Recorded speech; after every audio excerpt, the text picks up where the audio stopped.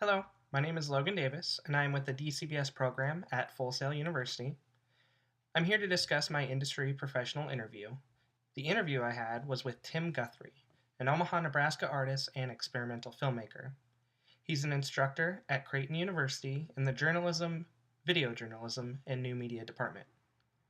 Tim and I had a chance to discuss over Facebook, and he took the time to answer the questions provided for this interview. I started off the interview by asking Mr. Guthrie how he sees the role of visual arts in society today, particularly in his experimental filmmaking and video journalism profession. He answered by saying he sees it primarily in his journalism filmmaking as he teaches students to find images that move its audiences.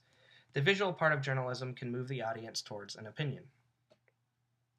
The next question asked was whether how new media and communications making imagery instantly available nowadays has a positive or negative impact on our industry.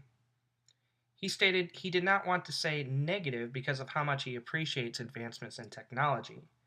However, he did bring up a recent image that was published by The Onion that showed rescuers attempting to rescue an ice skater through broken ice and how it kind of got passed around as being real news. He also described the infamous eagle snatching a kid. It was a YouTube video that was published not too long ago, and how a lot of people thought of that as realistic as well too. He said it's negative in the fact that people will believe these sort of things, but he does hope that going into the future and seeing these constant hoaxes happening and then being debunked will now challenge people to think more critically of media and kind of investigate a little bit more. I then asked about any popular images that he sees frequently throughout the industry, and he brought up the Mona Lisa. Obviously, this painting has been featured in a couple films recently, and it's increased its popularity. He brought up a time that he visited the Louvre, and there were crazy crowds around it that we actually did see in the panoramic photo that was provided to us in our lessons. Um, and people could care less about a Da Vinci work that was placed right next to it.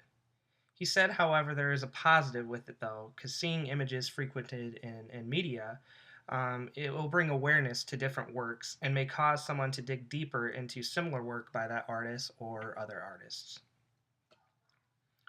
I brought up then if he had any visual artists, favorites, and what his favorite style of visual art is, and he said when he was younger he may have had a few, but nowadays it evolves every day.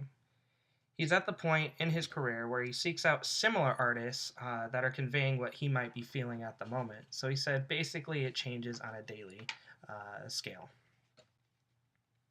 This then led to the final question on how his knowledge of famous artworks has influenced his creative process. He answered how painting can obviously teach you a thing or two about lighting and imagery, but he looks for stories in painting. Pictures can tell a story, and he wants to be able to walk up to one and see that story. Something that'll hold his interest, more or less.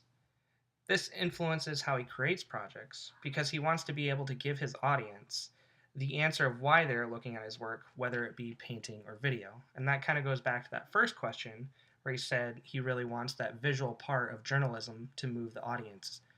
Find images that tell a story, not just because they're pretty, but because they tell a story as well.